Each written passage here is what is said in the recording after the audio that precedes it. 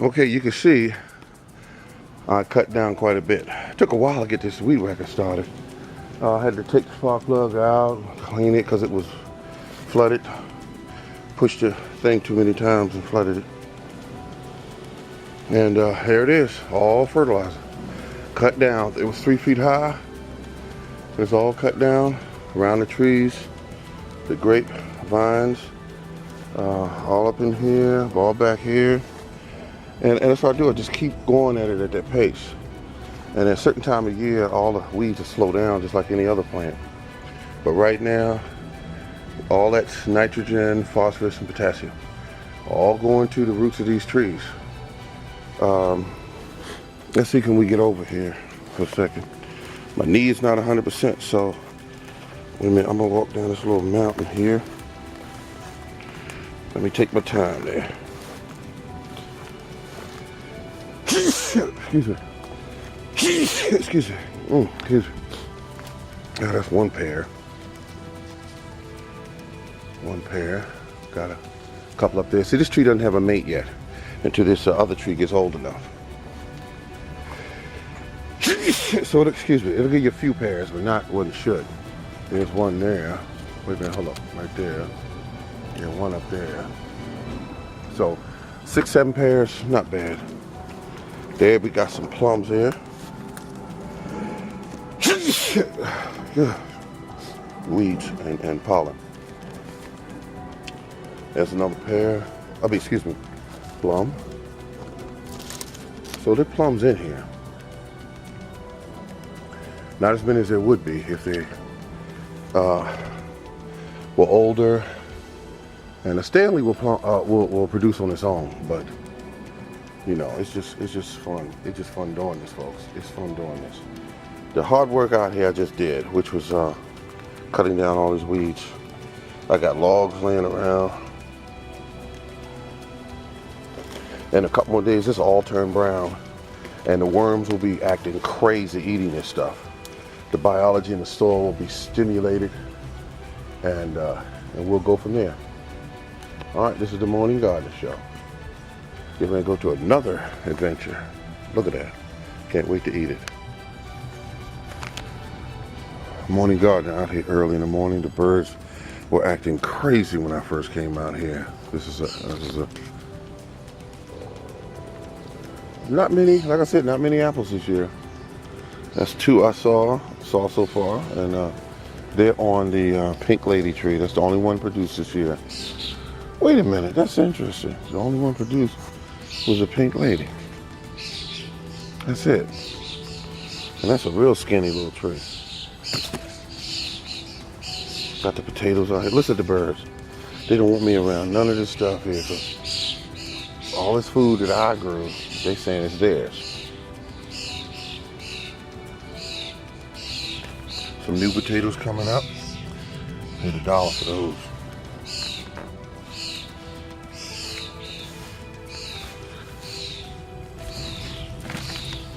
Look at that. New potatoes, $1. White potatoes.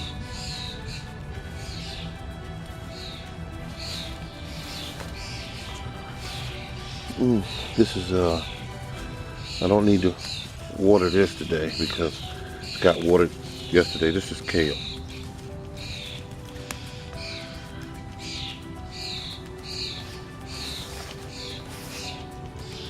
More kale. Even more kale. This is a cherry tree that I'll be keeping. Look how tall it's getting. Cut off at 18 inches. Branches out. All of them are like that. Every tree I have in here. That's about cut off at about 18, 19 inches. And leafed out. All my stuff is right in front of me. Peaches. Big peaches too. They're getting bigger. Every night I come out here, they're getting bigger.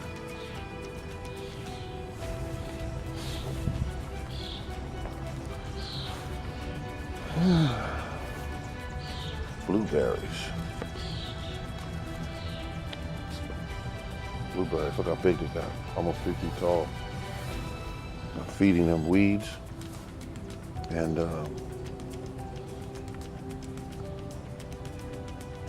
weeds, basically.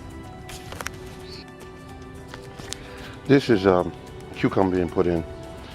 Now all I did was loosen soil up with a spade shovel and a pitchfork. I loosened all the soil up, then I set the plant on top, and I grab some this manure, and I just pack it around the plant like that, about 2 inches, 3 inches deep. Now, nature would do it this way. When an animal excretes its waste, it hits the ground and it falls through the earth, not from the bottom up. So a lot of people do that, but that's not the correct way. This here is a summer squash done in the same fashion as cantaloupe is. Then I'll sprinkle a little bit of what's that called? Dr. Earth around it. Doesn't have to be Dr. Earth, but organic fertilizers. And then I'll also water it in with a liquid organic fertilizer. That's to avoid shock. So that's how we do it. And we're gonna keep on going. I'll give you more shots. This is my sugar baby. Walking it over to my site where I'm working. And what you do when you get ready to put it in, this plant costs probably a penny. You walk it over. You put in, put some water in it, in this container. It says sugar baby. And once you put it in the ground, it pops up, and that will grow you some watermelon. The hole is dug. The soil is really, really loose, folks. Really loose. That's about 10 inches deep. 4 inches from that one, 4 feet from that one. Well, 2.5 feet from that one. And just squeeze the pot, pop it out, and put it in the ground. Which I'm using one hand, so can't show you that part. Healthy plant. Put it in the ground. Boston Gray, planted. Cucumber, cantaloupe.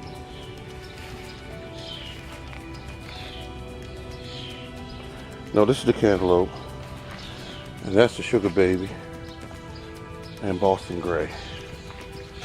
This here is the summer squash yellow. All set to go. Everything is fertilized from the top down. I simply take and put some of that around it. That's enough. Then I grab my little handful of cow manure, put that down around it. Everything's from the top down. That's how nature does it. Nature does not fertilize the bottom and the bottom of the soil first. And there you go. And you can see that's how it's supposed to look. And put that down around it a little bit more. There we go. And then we water it in. That's it.